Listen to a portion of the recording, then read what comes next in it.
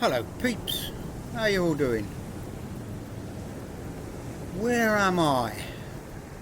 Black Sea Coast, Burgas. Another ghost town, but this one's really quite nice. Lots of empty beach bars. Some of them selling coffee and some of them open, but for the locals. Been doing the Black Sea Coast for a week. Been really kind of nice. Would have loved to have got the kayak down, but just getting it back up afterwards anyway. And it wasn't. It's surf, but not a great deal of work. Not a great deal of work. So kayak hasn't been out yet. Maybe when I get down to the Med. I've been following these ghost towns down. Verna was fantastic. That was the first one I went to.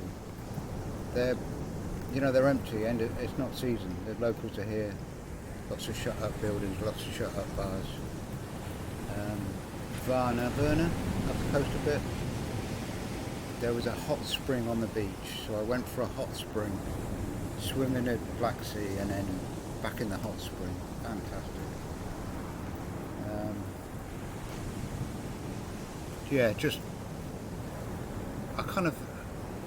The coast has got more appeal in the winter when there's nobody there. Too much rubbish, but there you go. I went looking for wolves. There was a Park for Night place come up that said the only thing we could hear was the wolves, so I parked up there. Didn't hear any wolves, saw some big dogs. But I did think I saw my first roadside wolf kill on the road yesterday. Pretty sure it was wolf. But okay, I went in. It said on Park for Night, concrete road all the way in, so I thought fine. And then coming out, I put in for a different location, and it came up. Turn left here, so turn left there. Followed a concrete road for a while. Then it turned to a bit patchy, and then it turned to mud. And got myself into the kind of situation where you think doing this on your own is probably not very sensible, but hey, I got out. Lost a tyre, well not destroyed, got a screw in, I had to get that sorted, that's done. I think because I'm driving a right-hand drive car and driving on the right-hand side of the road, you drive a little bit close to the right, and that's where all the rubbish is. So I picked up a screw somewhere. I've had it plugged. But all the petrol stations have got free air. The problem is, it's car pressure air. It won't do a truck. It won't do a van. You end up deflating your tyre, trying to get your tyre under pressure. So I had to do about 20 clicks on one tyre on the rear. Did it gently, found a tyre place, got myself sorted. Didn't want any money, so I stuck some in his pocket to get a beer. And now I'm at Burgas, which is probably the southernmost resort before you get to the Turkish border, and the Black Sea swings round east, coast swings round east. I don't know why they call it Black Sea. It's not black. It's not really a sea, it's just a big lake, isn't it?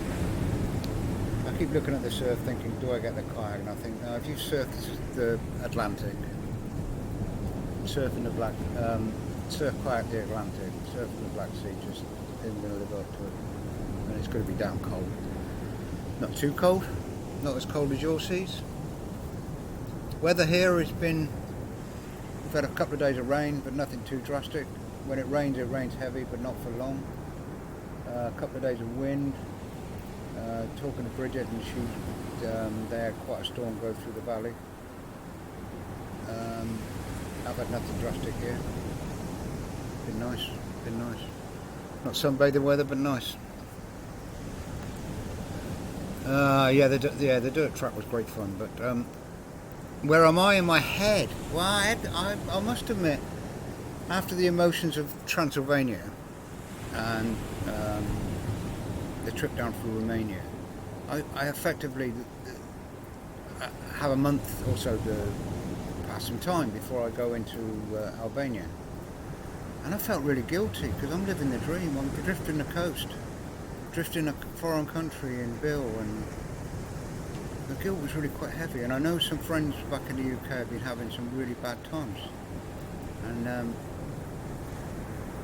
you know, a couple of them I've been talking to, or one especially I've been talking to, is coming out of it now, and it just relieved me so. But yeah, I was feeling guilty, but now my spirits are high. I'm living the dream. I shouldn't let myself feel guilty. Maybe, you know, I've got no ties, I've got no roots. What does a man do? Drift. Drift at the edge of the bridge. I hope that sea's not too loud behind you, or not too distracting. Seen some wonderful things, seen some strange things, seen a lot of lit. I saw a camouflaged bank, and I thought, yeah, camouflaged bank, great. Anyway, I'll give you a story of daring do now. Back in the day, after 3div, I went to an organisation called 28 BR Signal Regiment, based in Krefeld in Germany. My mate Paul Norrie arrived at 3div the same day as me. We both got posted to 3div at the same day. We both got our first promotion on the same day as well. He lives up in Hull, and I'll go there and lose 3 days, tell stories, and yeah, veterans do that. So 28 SIGs was a big NATO headquarters, a Northern Army group. So the regiment was British, hence the 28 BR. We had Belgium radio relay, and then we had links to the 4 corps in the Northern Army group, which was a German corps, the Dutch corps, the Belgian corps, and the British corps. And so it's multinational. We had DAF trucks and Merc trucks, old ones, 1970s trucks. In fact, they were probably 20 years old when I was there in the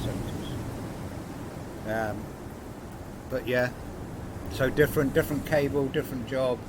We used to have to set up the complex, do all the cable links, and then work in the vehicles. I used to work in a box wagon called TCC, Telegraph Circuit Control. Loved it.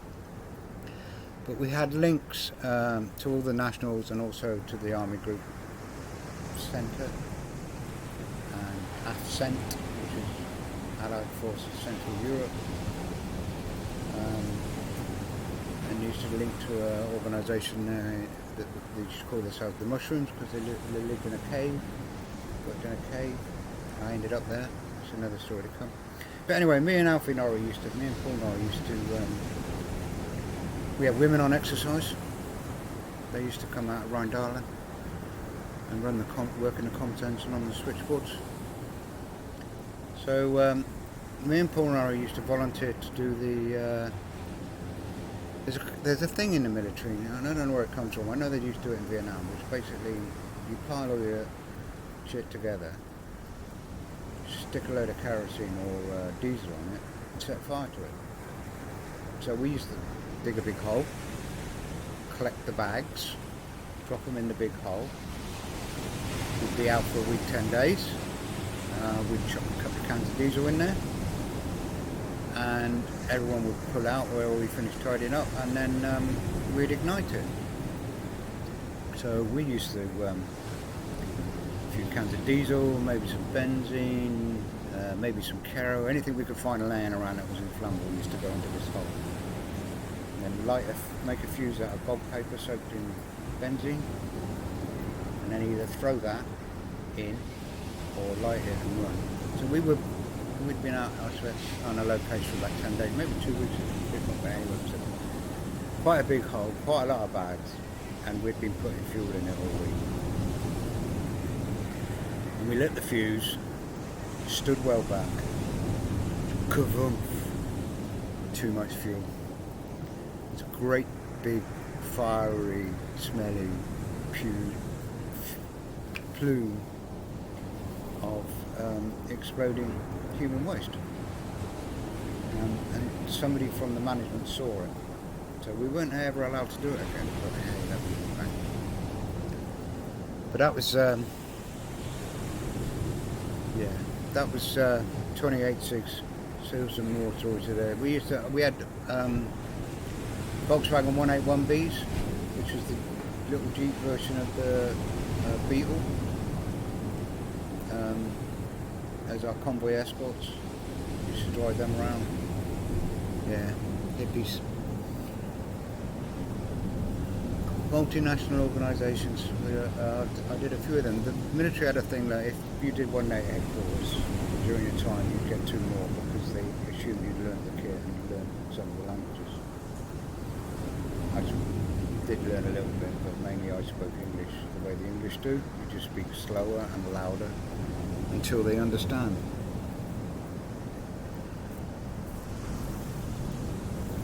There was some, stranger organisations. Now for a bit of poetry. I went to the Overland show, International Campervan Overland show at Stratford-on-Avon Racecourse, and I've been a couple of times. And if you flag I'll show my van, you can get in on the Wednesday, stay till the Monday. There's showers and water and everything, so you get like 5 days free camping. And you sit by your van for a couple of days while the people are there and they come and have a nosy. And I love it. And I wrote a poem for the last one. I was there with Built Not Brought on his corral. But there's everything I love there about van life and everything I hate about van life. There's people that can generate their own body weight in single-use plastic in a weekend. There's flashing lights and everyone's got to have the tower of LEDs so they can find it when they come back from the bar. And but there's some good, down and dirty, lovely van lifers there as well. And I just, love hanging out and talking to them. People up Manchester Van Life was there this year, and Kayak Dreadlock Girl, Kate was there.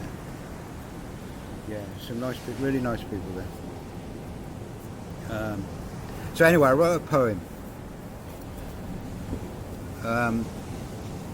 Here we gather, the grunge and the great, van lifers, weekend breakers, and adventure makers.